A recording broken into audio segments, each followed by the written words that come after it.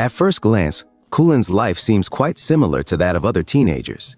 He is moderately intelligent, enjoys sports and games, yet he is exceptionally handsome. In fact, his looks are so striking that he often needs to stay hidden from curious onlookers at home. His unsociable demeanor is a concern for his family. However, Kulin dreams of meeting someone who can see beyond his beauty and appreciate him for who he truly is. To achieve this, he must fundamentally alter his life. In 2001, young Kulin has struck the genetic jackpot. Every family member, including himself, is without a single flaw. In the past, his father was an enthusiastic womanizer who won the hearts of many girls. The most beautiful among them became Kulin's mother. His older brother, Masokis, is also incredibly attractive and has even written his own guide on how to win over girls. However, Kulin, on the other hand, finds it quite difficult to make friends with the opposite sex. Whenever he steps out onto the street, he is immediately followed by a crowd of fans. Because of this, he won't even enter the nearest store without wearing a mask. As a result, Kulin spends nearly all his time at home. His one and only best friend is a fish named Anto, with whom he plays trading cards and occasionally shares his worries.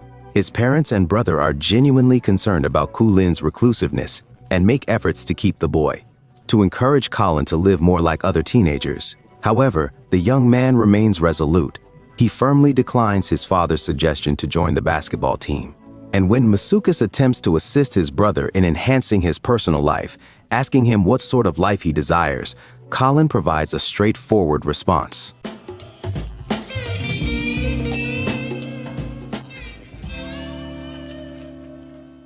However, the adults do not abandon their efforts. They gather in a special room that even includes a detective board with red threads and a detailed analysis of Kulin's behavior. Through a hidden camera, they observe the teenager. Eventually, a concept they believe to be brilliant strikes the trio, prompting them to take swift action. When Kulin goes into the kitchen to get a drink of water, the parents reenact a scene where they discuss the family's financial situation.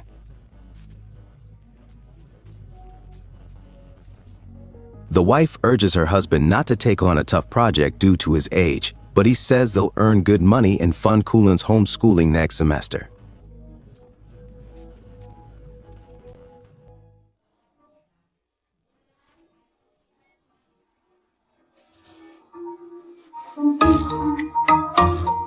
The father starts crying, pleading with his wife to forgive him for failing as the family's provider.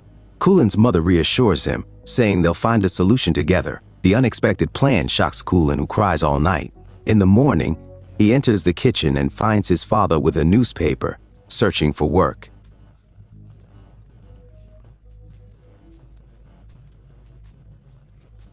His mother has prepared a small breakfast and placed it on the table.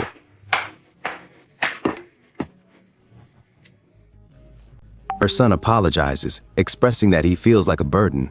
He assures her that he aims to improve and plans to attend a regular school next semester. Mars Oaks, who speaks up at this moment, vows to be a supportive and loving mentor to his brother. However, Kulin suddenly establishes the conditions. Despite his older brother's attempts to persuade him, Kulin chooses to attend an all-boys school and keeps his helmet on. Naturally, Kulin's unusual appearance does not go unnoticed by others, but he is indifferent to the mockery from his classmates. However, when the teacher enters the classroom, he instructs the boy to remove his headgear and reveal his face.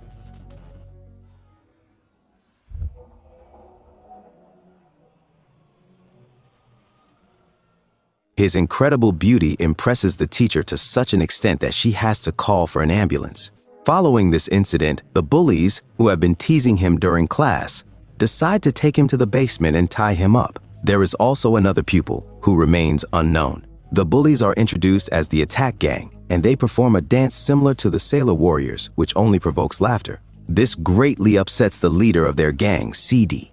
He threatens Shulin and commands him to accept an invitation to this year's prom at a girls' school named BBM.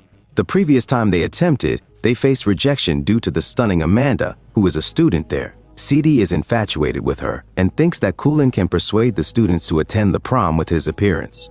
The stranger seated beside him releases Kulin. He quickly resolves the matter and heads directly to the principal's office in order to report the incident. To their surprise, the principal listens attentively to the entire story and realizes that this time, there is truly no excuse for the behavior of CD and the other boys. It seems that they have allegedly been refusing to graduate for 3 years due to the prom with the girls being canceled. He then adds that Colin and his friend must accept the invitation, otherwise, there would be no certificates issued to them. Cullen quickly realizes why the stranger insisted so strongly that he shouldn't go to the principal. Now they have no other choice. The boys finally introduce themselves to each other. Kibo, Cullen's new friend, explains that his older brother was a student here. He used to defeat Sidi in mini soccer, but since he graduated, Sidi has been picking on the younger boy to get back at him. The boys exchange their phone numbers and head out the very next day. The BBM students are so aggressive when they arrive that Cullen has to take off his helmet.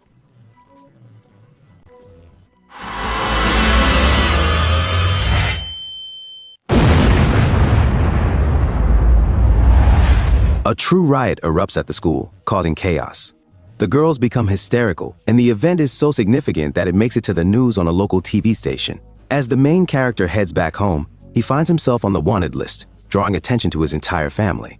His brother enthusiastically gives live interviews, sharing details about Cullen's life.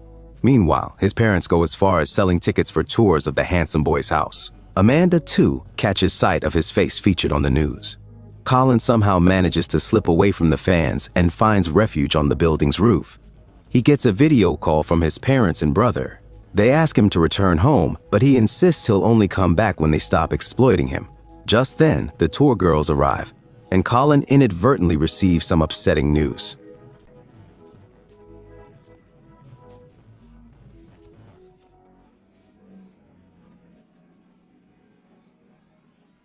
As Cullen hears, "Do what you want," he takes out his phone and stands at the roof's edge.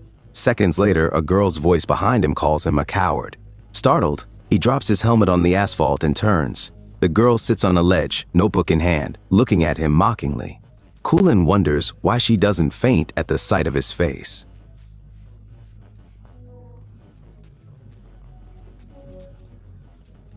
The girl spins her finger at her temple, labels him a narcissist, and quickly walks off. Cullen yells his name after her, but she pays no attention to him. He suddenly realizes he's fallen in love. Following the incident, the now famous handsome man calls Kibo, seeking assistance. His friend humorously calls him a loser, since he failed to get the stranger's phone number or even ask for her name. All he is aware of is that the girl was dressed in the uniform of a BBM student.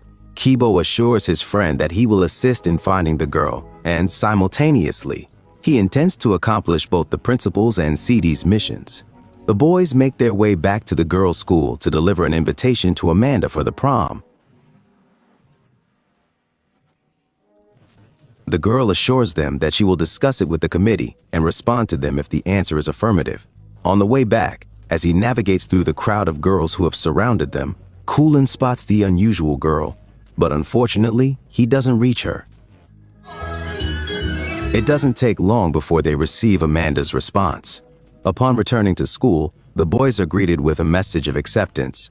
Not only are CD and his group thrilled by this news, but the rest of the students and even the teachers are delighted as well. Cullen is very enthusiastic. He even dreams about going to the prom with that same strange girl he met on the roof. But then, the loud snoring of Kibo, who has fallen asleep right beside him, quickly brings him back to reality. As time goes by, the boys become even closer. They attend lessons together, enjoy playing games, and even sit down to watch their grandmother's favorite television shows with her. Cullen comes to the realization that he has truly found a genuine friend. One bright morning, the ever-enthusiastic Kibo invites Cullen to join him for a mini soccer match. At first, Cullen is hesitant about the idea. After all, there will be cheerleaders present, and their reaction to him is something he can predict.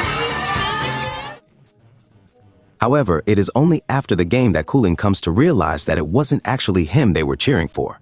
His sweat had dripped onto the two boys, making them irresistible as well. The handsome guy heads over to the stall and recognizes the girl from the rooftop in the saleswoman. But the conversation doesn't work out. She's still distant towards Cullen. The guy reintroduces himself, and just as she's about to share her name, Kibo interrupts. He calls her Rear, and they chat briefly. Cullen notices they've known each other for a while. Regarding the prom, Rear mentions she won't attend. Mainstream events and loud music irritate her. 2001. This message makes Kulin sad. Before he goes to bed, he writes a message to his older brother and asks him for help. The next day they meet in the bistro. Masaoki sobs with happiness that Kulin finally accepts his advice. He has also brought his parents with him. They sit at the next table. Kulin's mom and dad persuade him to go back home and assure him that they will no longer organize the tours. 2001. He says that he holds no grudges and is even happy that everything has turned out this way because he feels like a different person outside the house. So Masaoki begins to teach Kulin. First of all, he advises him to learn as much as possible about the object of desire, her favorite food, her favorite pastime, and, according to Masaoki, her star sign. As a bonus, the older brother leaves Kulin a book of recommendations 2001. The campaign to collect information appears to be progressing well. Kulin discovers that Riri is a Virgo, enjoys ice cream, and loves to burst bubble wrap. However, this is just a moderate success since this information is solely obtained from Kipo. Kulin comes to the realization that the two share a very close bond, and it seems he must compete with his best friend for Riri's attention. Kibo sees Kulin retreating into his shell and tries to engage him, but Kulin declines. His friends suggest they go to karaoke together to celebrate their good math scores. A few days later, Amanda visits the boys' school and goes directly to Kulin to give him something special. Sidi quickly jumps up and snatches the invitation.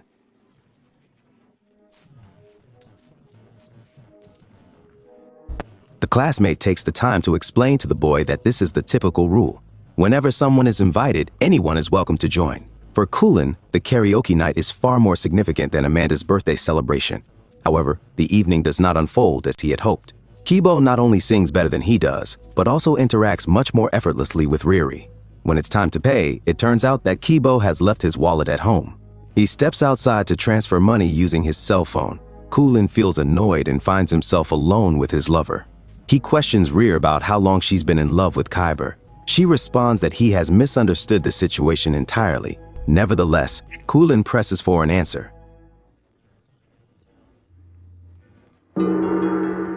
He proposes that Rear attend Amanda's party to see for herself. Meanwhile, Kibo comes back to the karaoke room.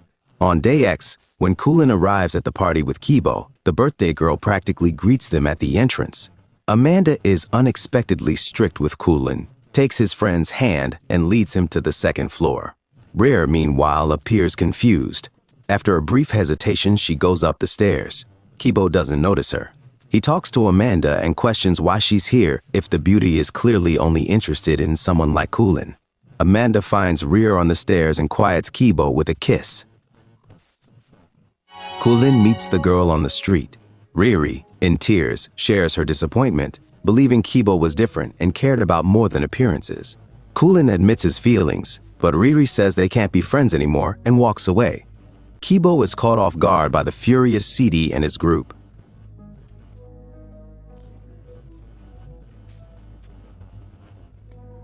The bullies brutally beat up the poor guy right in front of his friend just for kissing Amanda.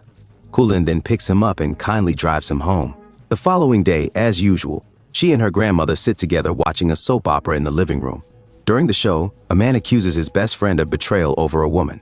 Kulin senses that Kibo is personally appealing to his conscience through the screen. That evening, Kibo presents Kulin with the precise trading card his friend has long desired. Kulin responds by saying he doesn't feel worthy of Ray or her friendship and admits everything to her. Kulin also reveals that he requested Amanda to kiss Kibo and, in exchange, promised to be her date for the prom. Unfortunately, Kibo confesses that he no longer wishes to compete for Amanda's affection. He takes the card from Colin and then chases him out of the house. Kulin returns home feeling completely broken. The family greets him warmly, but the teenager quietly goes to his room. The exams and prom are getting closer. Colin is heartbroken by losing his friendship with his best friend, and the entire family notices his change. One day after dinner, his mother enters his room and gives him a present.